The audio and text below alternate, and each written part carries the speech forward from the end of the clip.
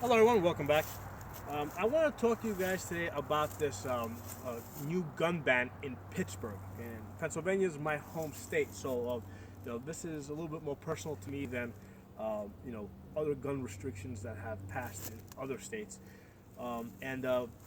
Basically, I saw a post on the internet where a guy was saying, "I live in Pittsburgh, and what am I supposed to do now?"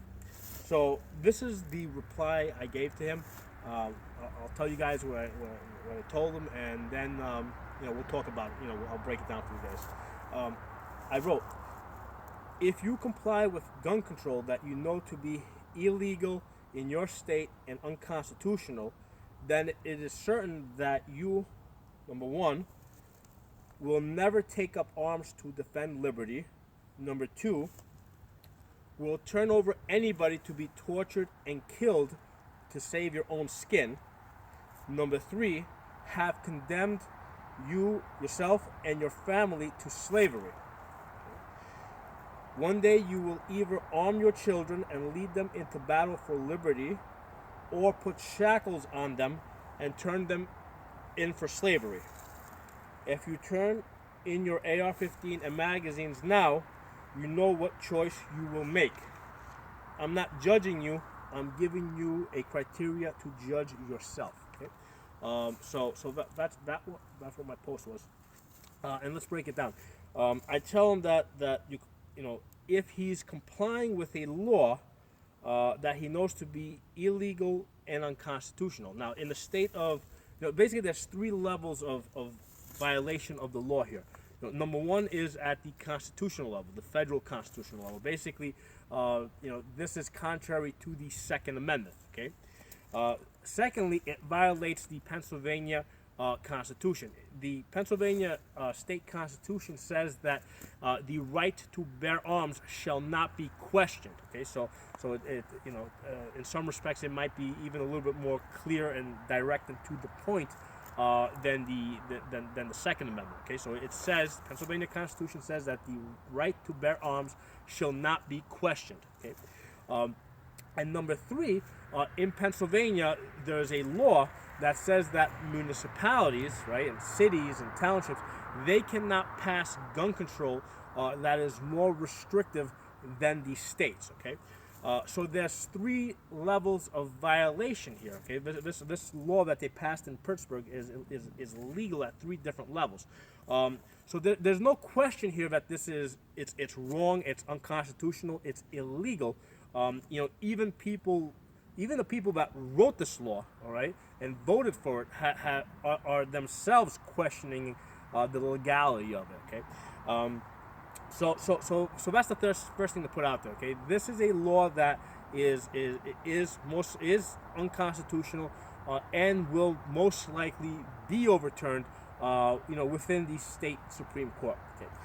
However, if you comply with a law that you know to be wrong at three different levels, okay, then I say number one, you will never ever take up arms to defend liberty. Okay, because let's face it. If you're first of all, if you turn in your AR-15s and your magazines and your ammo and whatever else they want to take from you, okay, obviously, if there ever is a cause worth fighting for, right, you simply won't be able to fight it because you are unarmed. Okay, and secondly, if you're not willing to stand up to a law that is illegal at three different levels. If you're not willing to take that risk, you won't do it when the stakes are higher. Okay, to put it bluntly. Okay, there's very little risk here with not complying with this law. And if you don't, if you comply now, you will most certainly comply. At some later point, when they are, threatening you with, lengthy jail sentences or perhaps even execution. Okay, because you don't know what the future is going to be like. Okay, so number two, I say, you will turn over anybody to be tortured and killed to save your skin. And the example here is let's look at at the Nazis during World War II. Okay, when the Nazis occupied a particular land, what they did is they went from door to door, questioning the people, wanting to know where the Jews were, where the gypsies were, where the homosexuals were, and the other people that they were after. Okay, the Nazis received this information from the people. Okay, and the fact is that the majority of the people did in fact turn over the Jews. They did turn over the homosexuals. They did turn over the gypsies. Okay, so the the fact is that the majority of the people did comply, and the risk, the reason was because the risk was so much higher. If you were hiding Jews, they probably executed. If they caught you hiding Jews, they probably executed you and your whole family. Okay, so if you're not going to resist, illegal gun control now, you certainly are not going to do it when they're threatening you and your family. Okay. So that was the second part of my, the second point I put up. And then number 3, you have condemned yourself and your family to slavery, okay? Because ultimately what's going to happen is, the nature of socialism is that basically everybody is going to be working for the government, okay? And what happens is, the nature of socialism is because there's very little incentive to actually produce and to work better. Ultimately, the only incentive that socialism is able to put forth is risk of death. Okay, and we see this in in the Soviet Union. Okay, basically. Stalin had no qualms about executing people. In fact, he kept alive only the number of people that were useful to him. Okay, if he didn't have enough food, that was not a problem. He just reduced the population to a level that he could feed. Okay, so ultimately, basically, you will end up a slave. And there's many forms of slavery. You could very well end up as a serf. Okay, the difference between slavery and serfdom is, with slavery, basically, you typically are selling off people. There's a slave market. Serfdom was actually a much more successful method of slavery. The problem with slavery is that slaves don't reproduce very well. You're working them to death. In a true slavery, okay? If you look at like Roman slavery, where they worked people in the mines, they basically worked them to death, okay? And then they were able to replace them with new slaves through battle, okay? That's true slavery. As opposed to serfdom. With serfdom, basically you keep the family units together because basically they're able to to reproduce, all right, and basically that's how you get your next generation of serfs. But in reality, they are basically slaves with the benefit of that they're able to reproduce, which is for the benefit of the landowner, or the land baron, or whatever you want to call him. So that's most likely where you're going to end up. And serfdom can take on many forms. For example, in medieval serfdom, you only allowed the people to keep a minimum amount of food to feed themselves. Okay. Well, in modern day serfdom, what you do is you simply tax people 95%. Which means that they're only going to be able to keep enough money to feed themselves. So you pretty much accomplish the same goal through taxation. Okay. There are the 3 points that I brought out and what they mean. Okay. And then I told the guy that basically one day you're going to have a choice. You're either going to arm your children and lead them into battle. Okay. Or put shackles on them and turn them in for slavery.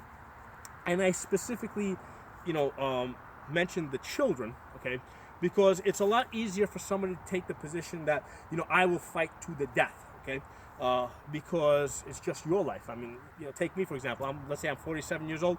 I mean, I only have so many years ahead of me, right? Most of my life is behind me.